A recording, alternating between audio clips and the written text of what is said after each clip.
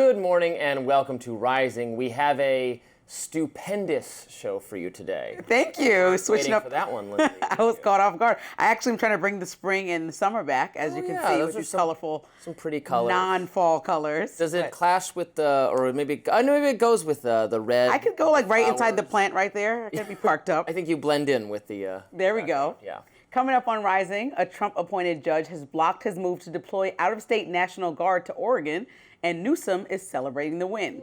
Well, good for him. Plus, the Gaza flotilla activists are alleging that Israeli officials mistreated them while they were being detained. And I'll be discussing how President Trump lashed out at a Fox News host, Peter Doocy, yesterday. But first, Robby, what's on your radar? Let's get to it. Well, so much for the tolerant left. Jay Jones is the Democratic Party's candidate in the race to be the next Attorney General of Virginia.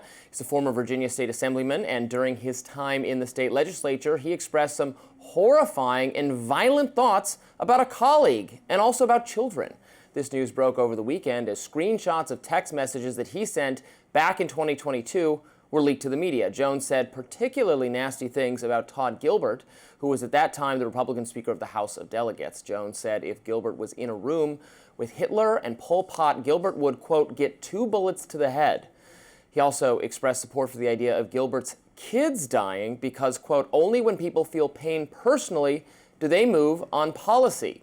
He also called the kids, 2 little boys, quote, young fascists. And by the way, he wrote these text messages to a Republican colleague whom he had accidentally texted. But even though that colleague told him directly he was making her uncomfortable, he continued to vocalize his bizarre revenge fantasy. This behavior is creepy, it's weird, it's obviously disqualifying from higher office. I don't think there's any question about that. Yet Jones is remaining in the race. He issued a statement which he acknowledged he had, quote, sent messages that I regret and I believe that violent rhetoric has no place in our politics. He went on to attack his opponent, incumbent Republican AG Jason Miyares, for dropping smears through Trump-controlled media organizations to assault my character, end quote. I don't know about that. Don't the voters of Virginia deserve to know this information? If anything, non-conservative media is covering the scandal reluctantly, as the mainstream knows. It's bad for Jones and makes it a bit more likely that the Republican Miyares could win re-election. The GOP's slate of candidates for Virginia are currently behind in the polls, and gubernatorial candidate Winsome Earle-Sears, the current LG, is facing the prospect of losing her race. Here she was addressing the Jay Jones controversy. The calls for hate and violence are coming from the mouths of the Democrat Party's leaders. And Jay Jones is just the most recent, and his wish for violent acts the most clear.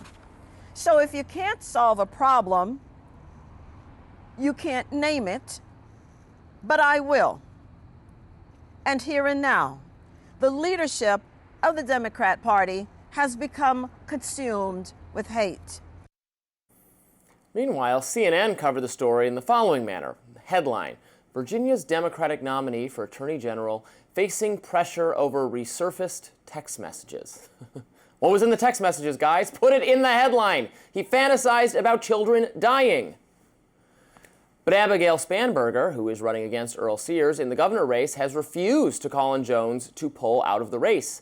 She said in a statement that only that she was disgusted with his comments and she expected him to take full responsibility.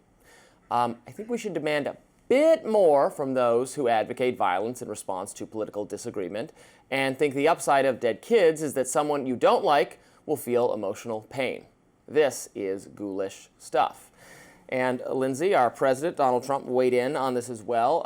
He wrote on Truth Social, it has come out that radical left lunatic Jay Jones, who's running against Jason Miyares, made sick and demented jokes, if they were jokes at all, which were not funny. He wrote down and sent to people concerning the murder of a Republican legislature and his wife and their children.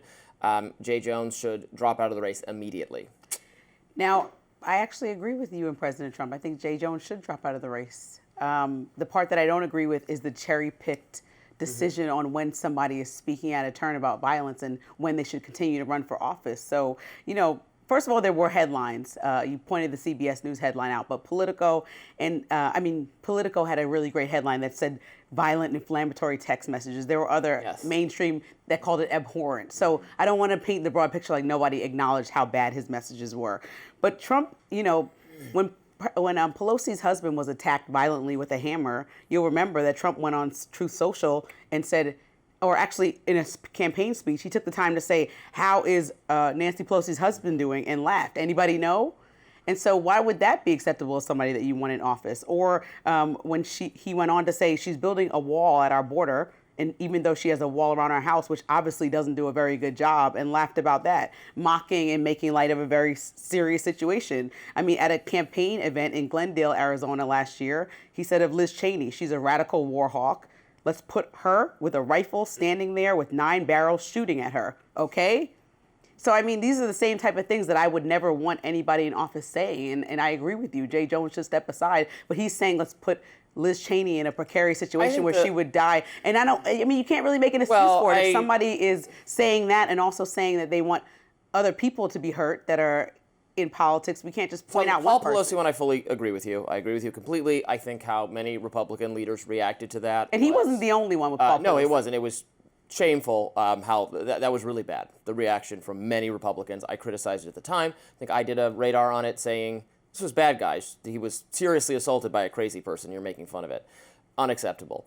The Liz Cheney thing, in my view, is a little bit different because she supports policies of, I would argue, of warfare, of hawkishness. She's major ideological, intellectual supporter of regime change, of nation building, of deploying American troops everywhere. What Trump was saying, maybe inartfully to me, is, she's not going to be the one marching with a rifle. She's sending your kids to die, and she's not going to be doing it. I think maybe it was a bit incendiary. I don't think it was actually calling for violence against her. It was saying that the people who make the decisions to send us to war never face the consequences of having rifles stuck in their face that our own soldiers face. I think that's what he meant there. So I think that's a little different. Fully agree with you on Paul Pelosi.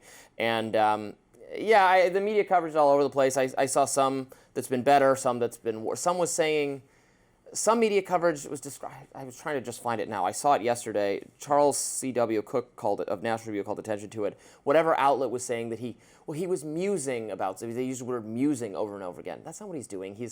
And by the way, this is so weird. So he sent these messages to the wrong person. Right. He didn't mean to send them to that the Republican woman who got them.